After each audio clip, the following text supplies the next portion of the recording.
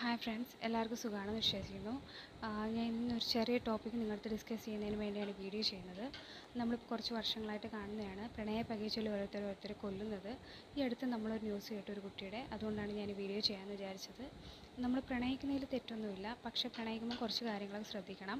ഒന്ന്, നിങ്ങളെപ്പോഴും ഒരു safe distance ഇട്ടിട്ട് ഒരു പ്രണയത്തിൽ നിൽക്കാവോ.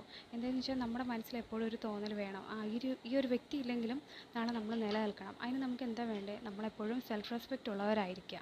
കാരണം നമ്മൾ സ്നേഹിക്കുന്ന പോലെ ഈ ലോകത്ത് ആരും സ്നേഹിക്കത്തില്ല, ഇനി എത്രയ്ക്ക് സ്നേഹമാണെന്ന് പറഞ്ഞാലും. അപ്പോൾ നമ്മൾ സെൽഫ് റെസ്പെക്റ്റ് ഉള്ളവരായിരിക്കുക. രണ്ടാമത്തേന്ന് വെച്ചാൽ നമ്മൾ സ്നേഹിക്കുന്ന വ്യക്തിയുടെ ക്യാരക്ടർ നമ്മളെപ്പോഴും ഒബ്സർവ് ചെയ്യണം. എസ്പെഷ്യലി ഇന്നത്തെ കാലത്ത് ആണെന്നോ പെണ്ണെന്നോ വ്യത്യാസമില്ലാതെ മിക്കവരും ഡ്രഗ് അഡിക്ട്സും കാര്യങ്ങളൊക്കെയാണ്. അപ്പോൾ നമ്മുടെ പാർട്ട്ണറിൻ്റെ ക്യാരക്ടറിൽ അങ്ങനെ എന്തെങ്കിലും വ്യത്യാസം നമുക്ക് തോന്നുന്നുണ്ടെങ്കിൽ അവരെ നന്നായിട്ട് നിരീക്ഷിക്കുക. ഒട്ടും പറ്റാത്ത ടോക്സിക് ബന്ധമാണെന്നുണ്ടെങ്കിൽ നമ്മൾ പ്രണയിച്ച് പോയില്ലേ എന്നൊക്കെ പറഞ്ഞിട്ട് അതിൽ കടിച്ചു തൂങ്ങി നിൽക്കാതിരിക്കുക.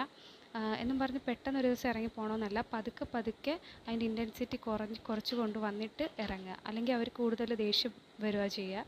പിന്നെയെന്ന് വെച്ചാൽ നമ്മൾ ആരെയും ടൈം പാസിന് സ്നേഹിക്കാതിരിക്കുക. നമ്മൾ സ്നേഹിക്കുന്നുണ്ടെങ്കിൽ അത് ആത്മാർത്ഥമായിട്ടായിരിക്കണം.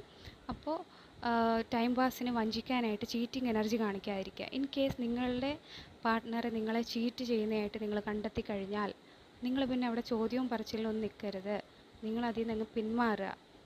നമുക്ക് ഭയങ്കര വിഷമവും കാര്യങ്ങളൊക്കെ ആയിരിക്കും. അതൊക്കെ പതുക്കെ അങ്ങ് മറക്കും നമ്മൾ, കുറേ നാളെടുത്തിട്ടായാലും. അതിന് നമുക്ക് വേണ്ടത് ആദ്യം പറഞ്ഞാൽ സെൽഫ് റെസ്പെക്റ്റ് തന്നെയാണ്.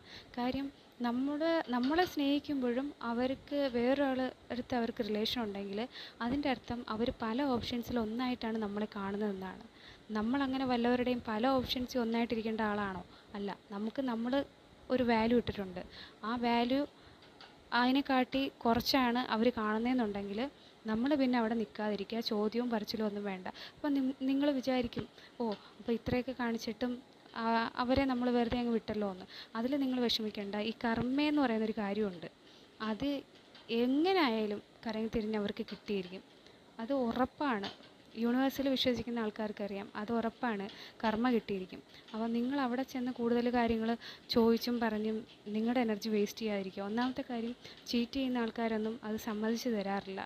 അവർ കൂടുതൽ ദേഷ്യപ്പെട്ടിട്ട് നിങ്ങളെ മാനിപ്പുലേറ്റ് ചെയ്ത് നിങ്ങളാണ് എന്തൊക്കെയോ ചെയ്തതെന്നുള്ള രീതിയിൽ വരുത്തി തീർക്കാനേ നോക്കൂ. അപ്പോൾ അവിടെ കൂടുതൽ നമ്മുടെ എനർജി വേസ്റ്റ് ആവുകയോ ചെയ്യുന്നത്. അപ്പം നമുക്കത് മനസ്സിലായി കഴിഞ്ഞാൽ ഇറങ്ങി പോകുക എന്നുള്ളതാണ്. അപ്പോൾ ഇത്രയും കാര്യങ്ങളാണ് എനിക്ക് പറയാനുള്ളത്. എല്ലാവരും സേഫായിട്ടിരിക്കുക. ആരെയും വഞ്ചിക്കാതിരിക്കുക.